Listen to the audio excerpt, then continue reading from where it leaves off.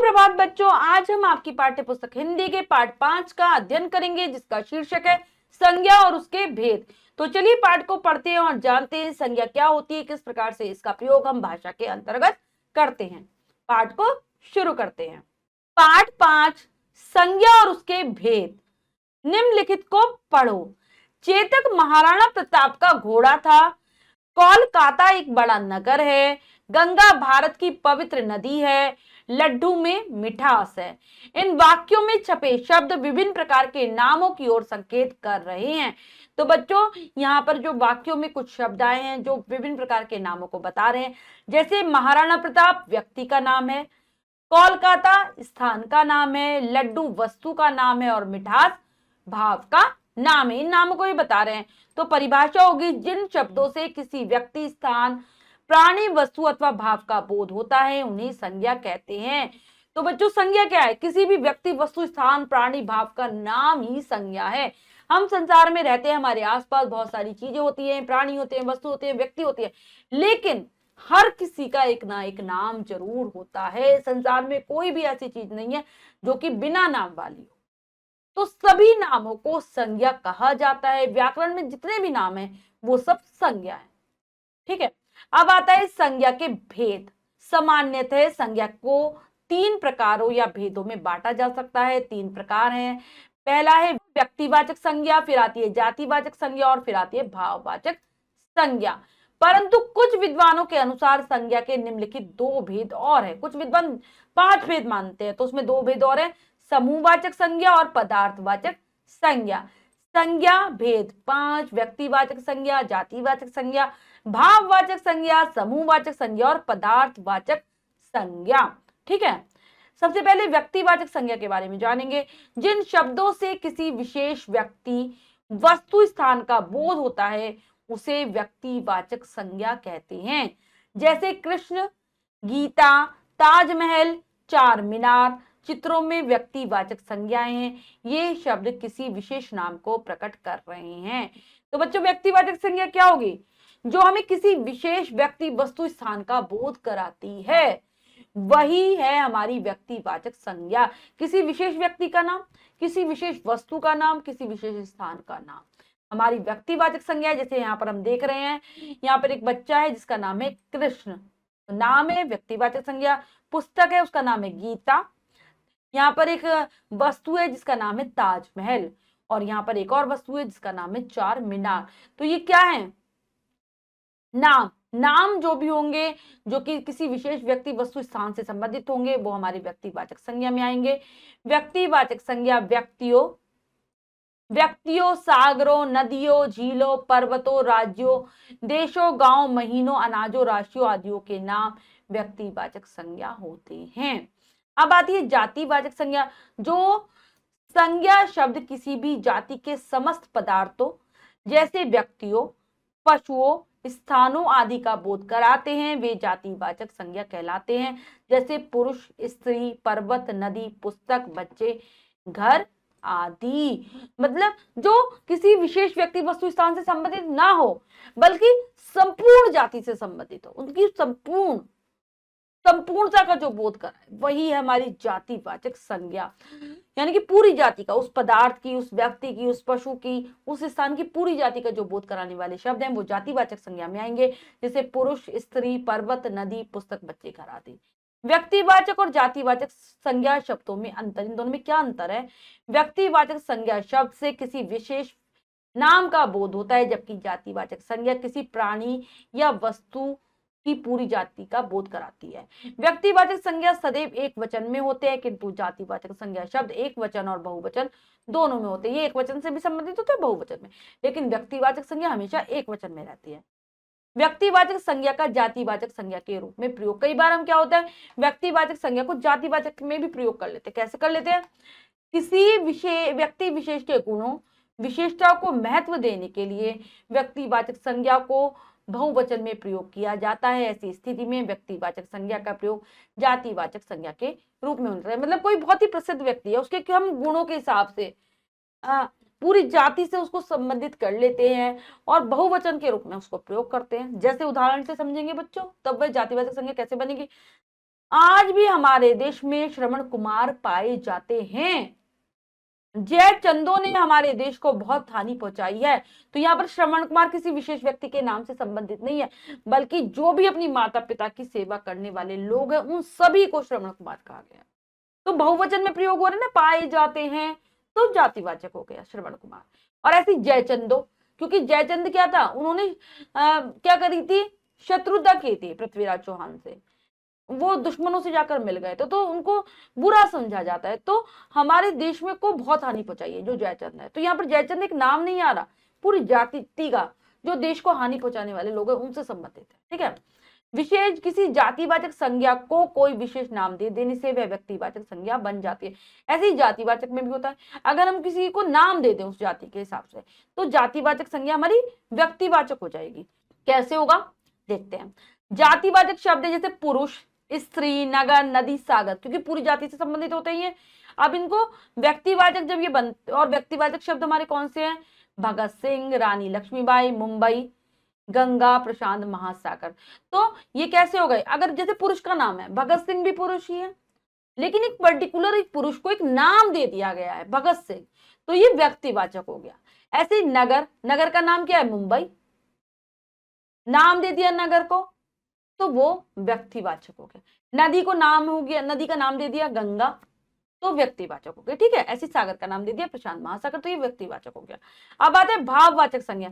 जिस संज्ञा कठ भाववाचक संज्ञा, जिस संज्ञा शब्द से किसी प्राणी या वस्तु के गुण, दोष, अवस्था, दशा, भाव आदि का बोध होता है उसे भाववाचक संज्ञा कहते हैं। तो बच्चों ये संज्ञा भावों को बताने वाली होती है। इसमें हम जो भाव है उसको हम देख नहीं सकते, छू नहीं सकते, केवल अनुभव कर सकते हैं। जैसे ईमानदारी, बचपन, गरीबी, प्रेम, क्रोध, खुशी, मोटापा, ऊंचाई, सुंदरता आदि गुण दोषों को भी बताती है, अवस्था को भी बताती है ये संज्ञा। कुछ अन्य उदाहरण है बुढ़ापा, हंसी खुशी, मोटापा, कुरूपता, वीरता आदि। विशेष भाववाचक संज्ञा को देखा या छुआ नहीं जा सकता, केवल महसूस किया जा सकता। अगला है समूहवाचक संज्ञा। जिन शब्दों से किसी समूह का बोध होता है उन्हें समूहवाचक संज्ञा कहते हैं। पूरे समूह को बताती है इस संज्ञा। जैसे भारतीय सेना बहादुर है, सभा मैदान में हो रही थी, राहुल कक्षा 8 में पढ़ता है। तो यहाँ पर सेना, सभा, कक्षा से क्या हो रहा है, एक समूह का बोध हो रहा है। सेना क्या है, जवानों का समूह, सभा आदमियों का समूह हो गई, और कक्षा में बहुत सारे बच्चे पढ़ते हैं तो कक्षा हो गई विद्यार्थियों का समूह। तो ये समूह को बता रही है। उपयुक्त वाक्यों में रंगीन छपे शब्द किसी समूह का बोध करा रहे आते, ये सभी समूहवाचक संज्ञा हैं। नेक्स्ट है पदार्थवाचक संज्ञा। जिस शब्द से किसी धातु या पदार्थ या अन्य वस्तुएं बनाई जाती हैं उसे पदार्थवाचक संज्ञा कहते हैं। मतलब किसी धातु या पदार्थ का बोध कराती है संज्ञा, जिससे हम अन्य वस्तुओं का निर्माण कर सकते हैं। जैसे लकड़ी, पीतल, तेल, सोना, चांदी, दूध, चावल आदि इसके उदाहरण हैं। विशेष किसी पदार्थवाचक संज्ञा का बहुवचन में प्रयोग नहीं किया जा सकता, इन्हें गिना भी नहीं जा सकता, केवल नापा तोला जा सकता है। बहुवचन में नहीं आती और इसको हम गिन नहीं सकते, केवल नाप तोल सकते हैं, ध्यान रखेंगे। अब है भाववाचक संज्ञाओं का निर्माण। भाववाचक संज्ञा बनाने के लिए शब्दों के बाद कुछ शब्दांशों को जोड़ा जाता है। भाववाचक संज्ञाएं निम्नलिखित प्रकार से बनाई जाती हैं। तो भाववाचक संज्ञाओं का निर्माण करना पड़ता है बच्चों, तो इनके बाद हम कुछ प्रत्ययों को जोड़ देते हैं, हम शब्दांशों कह सकते हैं, प्रत्यय कह सकते हैं, जोड़कर हम भाववाचक संज्ञाएं बनाते हैं। और कई प्रकार से बनाते हैं। सबसे पहले जातिवाचक संज्ञाओं से भाववाचक संज्ञाएं बनाना। कैसे बनेंगी, तालिका से जानते हैं। जातिवाचक संज्ञा से भाववाचक संज्ञा। नौकर, नौकरी, मित्र, मित्रता, मानव, मानवता, डकैत से डकैती, ठग, ठगी, स्वामी, स्वामित्व, शिक्षक, शिक्षण, सज्जन, सज्जन से क्या बनेगा हमारा बच्चों, सज्जनता, दानव, दानवता, पशु, पशुता, माता से मातृत्व, शत्रु, शत्रुता, मनु, मनुवाद, व्यक्ति, व्यक्तित्व, पुरुष, पुरुषत्व, और देव से बना हमारा देवत्व। ठीक है। अब है सर्वनाम से भाववाचक संज्ञाओं का की रचना। कैसे करेंगे, सर्वनाम से भाववाचक संज्ञा बनाना, तालिका से जानेंगे हम। ये भी हम सर्व, सर्वस्व, अहम, अहंकार, अपना, अपना, अपनत्वपन या फिर अपनत्व भी कर सकते हैं। स्व, स्वत्व, मम, ममत्व और आप से बनेगा आपा। नेक्स्ट है विशेषणों से भाववाचक संज्ञाओं की रचना। विशेषण से कैसे बनाएंगे? विशेषण भाववाचक संज्ञा यहां पर दिए गए हैं उदाहरण। सुंदर से सुंदरता, निर्धन निर्धनता, बूढ़ा बुढ़ापा। नेक्स्ट है अमीर, अमीरी, अमीर से बना है। बच्चा, बचपन, सच्चा, सच्चाई, दूर, दूरी, वीर, वीरता, निकट, निकटता, चौड़ा, चौड़ाई, सफेद, सफेदी, कोमल, कोमलता। नेक्स्ट है क्रियाओं से भाववाचक संज्ञाओं की रचना कैसे करेंगे, पढ़ते हैं। क्रिया भाववाचक संज्ञा। मिलना, मिलन या फिर मेल, चढ़ना, चढ़ाई, रोना, रुलाई, गाना, गान, बहना, बहाव, लूटना, लूट, मिलाना, मिलावट, मुस्कुराना, मुस्कुराहट, बुनना, बुनाई, पीना, पिलाई, पढ़ना, पढ़ाई, धोना, धुलाई, लड़ना, लड़ाई, चलना, चाल, पीटना, पिटाई और सजना से बना हमारा सजावट। फिर आता है हमारा क्रिया विशेषणों से भाववाचक संज्ञाओं की रचना। क्रिया विशेषण और भाववाचक संज्ञा यहां पर देखते हैं तालिका के माध्यम से। जल्दी, जल्दबाजी, कम, कमी, दूर, दूरी, तेज, तेजी, अधिक, अधिकता और बार बार, बारंबारता। ठीक है, तो ये तालिका आप बहुत अच्छे से याद कर लेंगे बच्चों। हमने जो भी पढ़ा है दोहरा लेते हैं एक बार फिर से के अंतर्गत। जो शब्द किसी वस्तु, व्यक्ति, स्थान और भाव आदि का बोध कराते हैं वे संज्ञा कहलाते हैं। संज्ञा के 5 भेद होते हैं: जातिवाचक संज्ञा, व्यक्तिवाचक संज्ञा, भाववाचक संज्ञा, समूहवाचक संज्ञा और द्रव्यवाचक संज्ञा। अब हम पाठ का अभ्यास कार्य करेंगे बच्चों। क्या पढ़ा क्या सीखा के अंतर्गत पहला प्रश्न है, निम्नलिखित प्रश्नों के उत्तर लिखो। इन प्रश्नों का उत्तर आप स्वयं देने का प्रयास करेंगे और कार्य अपनी अभ्यास पुस्तिका में कर लेंगे। अगला प्रश्न है संज्ञा के निम्नलिखित भेदों के 4 उदाहरण लिखो। मैं एक एक लिख दे रही हूं, बाकी आप स्वयं लिख लेंगे। व्यक्तिवाचक संज्ञा राम, पशु, जातिवाचक संज्ञा पशु। भाववाचक संज्ञा मिठास, समूहवाचक संज्ञा भीड़ और पदार्थवाचक संज्ञा हो गई हमारी सोना। ठीक है, बाकी आप लिख लेंगे। दिए गए शब्दों से भाववाचक संज्ञा बनाओ, तो चलिए बनाते हैं। चोर, चोरी, पराया, पराया, पन, निज, निजता या निजत्व हो सकता है।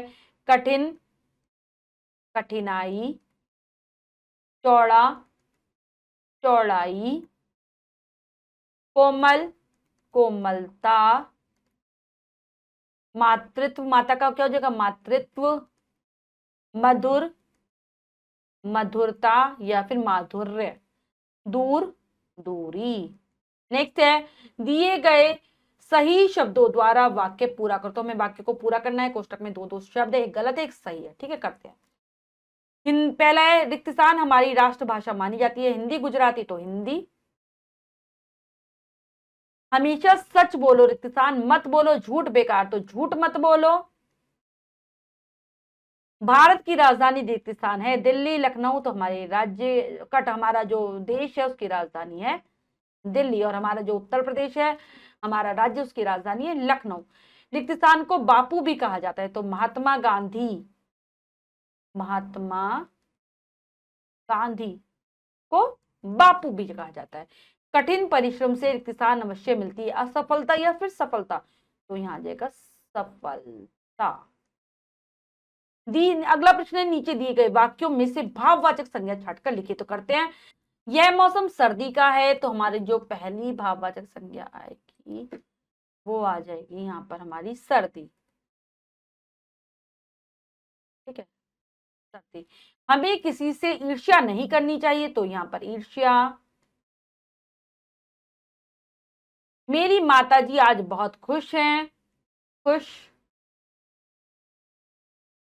वह मेरे बचपन की सहेली है, बचपन। इस शादी की सजावट अच्छी है, सजावट। जैसे नीचे दिए गए वाक्यों में से संज्ञा शब्द छांट कर लिखिए। तो चलिए छांट लेते हैं। विनय पढ़ाई करता है, तो विनय।